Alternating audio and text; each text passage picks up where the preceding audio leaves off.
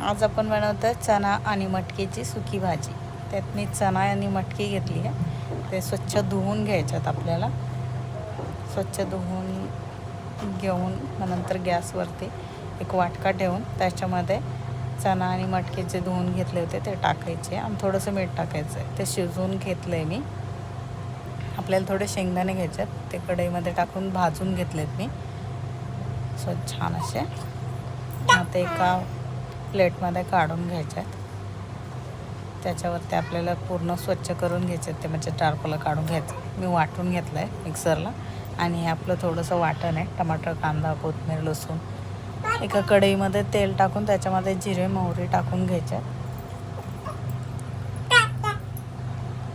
मग कांदा टाकायचा आहे। कांदा छान असं परतून घ्यायचा आहे, त्याच्यामध्ये अद्रक लसूणची पेस्ट, म्हणजे लसूण घेतला आहे मी फक्त, त्याची पेस्ट टाकायची आणि टमाटर टाकायचं आहे। थोडीशी कोथिंबीर टाकायची आहे टमाटर जेव्हा टाकतो तेव्हा, कारण की ते ग्रीनिश असं दिसतं।